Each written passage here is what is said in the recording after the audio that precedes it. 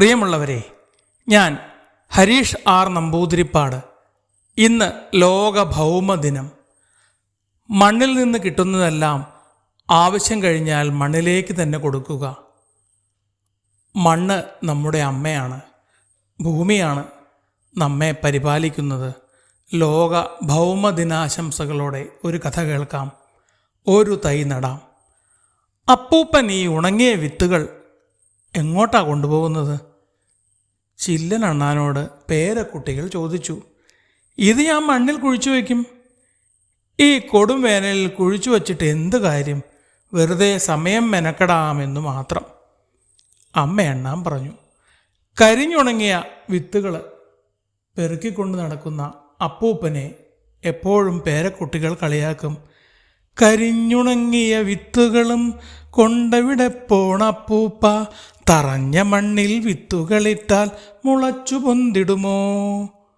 ഉറച്ചു കിടക്കുന്ന മണ്ണിൽ വിത്തുകളിട്ടാൽ മുളയ്ക്കുമോ? അതും ഈ കൊടും ചൂടിൽ? ഇങ്ങനെ ഓരോരുത്തരും സംശയം പ്രകടിപ്പിച്ചു.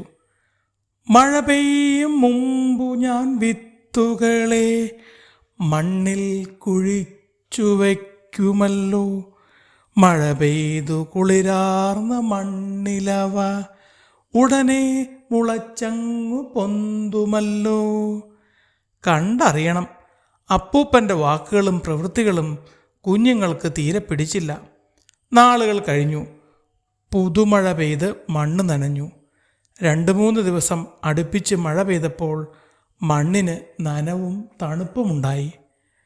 അപ്പൂപ്പൻ കുഴിച്ചിട്ട വിത്തുകളെല്ലാം മുളച്ചു. ദിവസങ്ങൾ കൊണ്ട് അവ തൈച്ചെടികളായി വളർന്നു.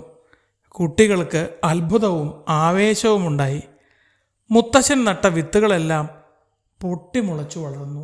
അവർ അത് കണ്ട് ഉറക്കെപ്പാടി.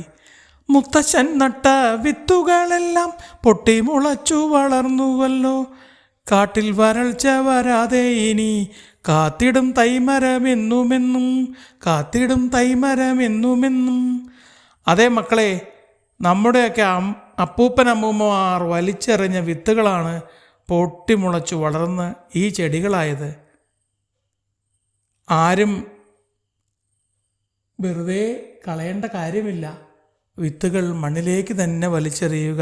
കുരങ്ങന്മാരും അണ്ണാന്മാരും കിളികളും അങ്ങനെ വേണ്ട കാട്ടിലെ സകല ജീവികളും വലിച്ചെറിഞ്ഞതും ചവച്ചു തുപ്പിയതുമായ വിത്തുകളാണ് ഈ കാടിൻ്റെ അടിസ്ഥാനം. അതാരും മറക്കരുത്.